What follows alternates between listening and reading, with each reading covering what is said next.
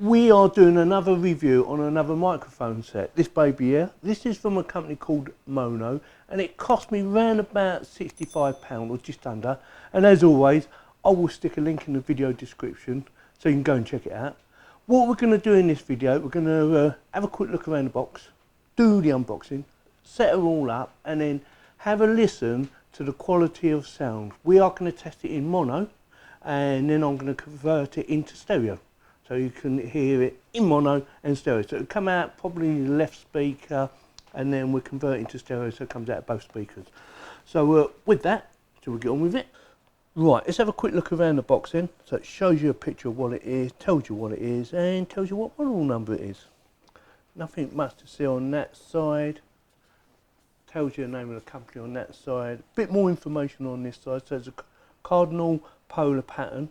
That's the way it spreads out or listens to sound. Ultra low noise circuit design, XLR microphone. You will need a phantom power supply for this. That means you can't just plug it straight into your computer. You need an external power source. It needs phantom power, something to bear in mind when you're buying an XLR microphone. It's a 16mm diaphragm capsule, and the cable length is 2.5 meters, which is a nice length in my opinion. It's not too long, it's not too short. It's perfect for the environment I'm going to be using it for, like in my little studio that I have here. Shows you the boom arm, shock mount, and it's a full metal casting. So a quick look on the back. So it gives you all the frequency response. I'm not going to talk through all this. I will just stand here for a couple of seconds while you pause it.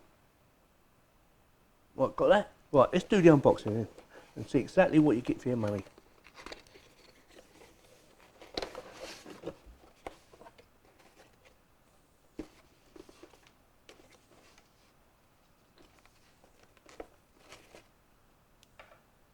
So that is everything you get in the box. It adds a little thank you card. If you're happy or not happy, you can contact them through there. The manual to show you everything you might need to know, how to assemble it and which way to have it round and stuff like that. And how much phantom power you need. It says 48 volts there. So phantom power requirements, 48 volts. Something to bear in mind. That's what that's about. And we have the clamp. This is the desk clamp. We have a pop filter. That's got a double skin on it, or it feels like a double skin. That's very nice. That's clever, isn't it? The word vanishes that way round, or that symbol, that M. Yeah, quite like that. Turn it around there, it's gone. Like magic. Yeah, very nice. We had some Velcro straps. Looks like you get 2. Would have preferred a bit more than 2, but that's what they're sending out. 2. So that is definitely 2 there. If I can get them apart. Can I do it? Yes, so definitely 2. This is shock mount, no sharp edges, quite nice. Open it up, close it up, put your mic in. We're going to do a setup in a minute. I'm just going to quickly go through it. This is a little foam filter. Can't imagine you taking one of these outside, but you never know. And we add the arm itself. Should be spring loaded to a point, so be careful when opening these. Yes, not too bad. Yeah, pretty good. Don't expect these to be anything fantastic. They will cause noise if you start bashing them when you're recording. So once you set them up, you should leave them alone. Try not to touch them.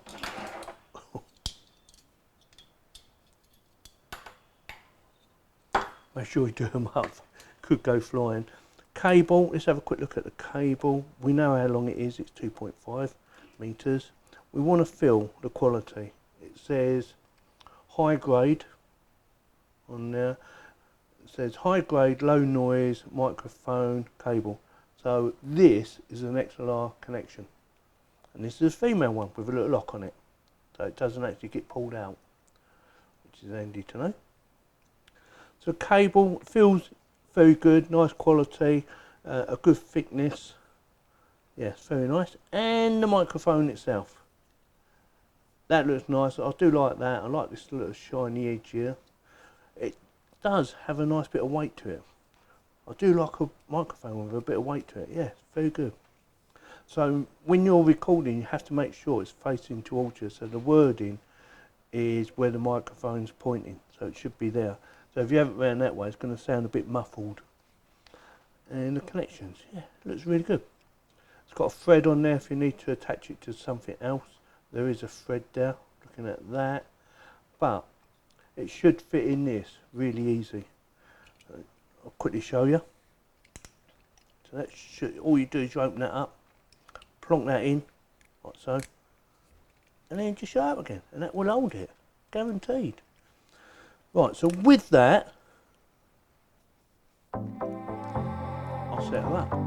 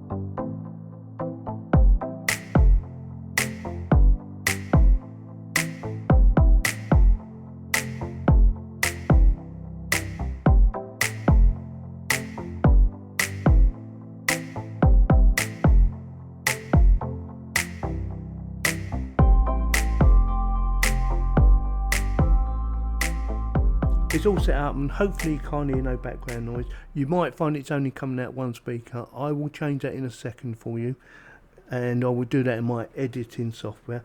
But for now, it's set up, it's on round about -2, which is probably where you want it. You don't want it to go too high. So if I turn it up a bit, say to 5, that's 5.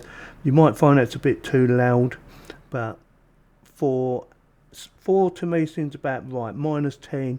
You don't want to go above -12. So I'm just talking in a normal voice. I'm not shouting or anything like that. I'm about 5 inches away from the mic. I'm getting really close to the mic now. I'm right up to the pop filter, and you should hear my voice a little bit deeper. You know, maybe not. You should do anyway. But I prefer to stand back a little bit. I don't like to be too close to a microphone. I like to, you know, have a bit of a breather between it.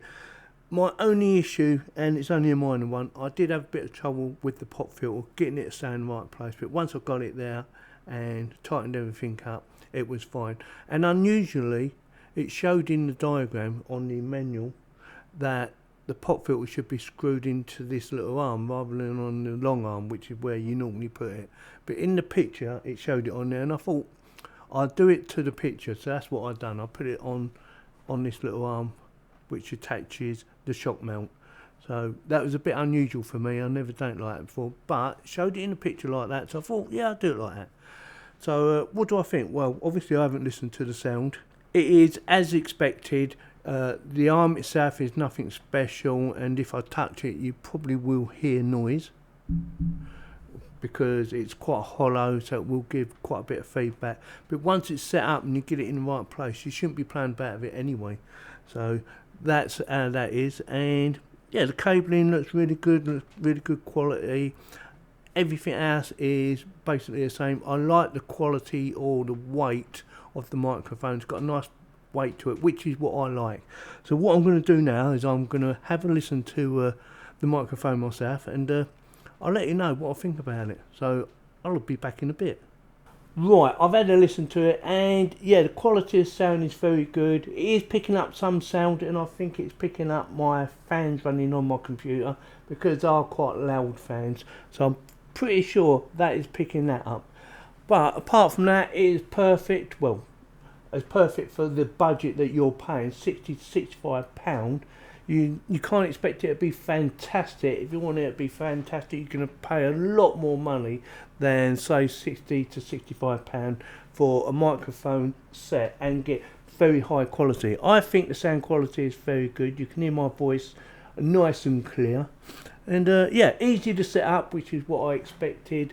The arm is nothing fantastic, it's just a basic arm. Again, that is what I expected anyway. I've done a few tests on different microphone sets on this sort of budget range, and they all basically have the same arms anyway, and same as the pop filters, basically they're the same, and the shot mounts. Cabling wise, it is good quality cable. Again, that is one of the things you are paying for, is a good quality cable. I think it's very important if you're going with XLR, you have very good cabling, and I think that is pretty good cabling. I have no issue with that whatsoever. So what do I think? Like I said, for £60 it is well worth the money. It definitely gets my thumbs up. I'm pleased with it. It does everything it's supposed to do. The pop filter was a little bit fiddly, moving it about and getting it in the right place. I looked at the manual and it showed it going on the arm rather than on the main arm, which they normally go on the main arm, but this one showed it on there, and I thought, well, I'll stick it on there then. That's where it says put it. And yeah, it works. It was a little bit fiddly getting it right because it kept dropping down, but once I got it settled, it works. So yeah, definitely gets my thumbs up. So with that, if you enjoyed this video, give me a thumbs up. If you didn't, give me a thumbs down, and please subscribe. Thanks very much for watching.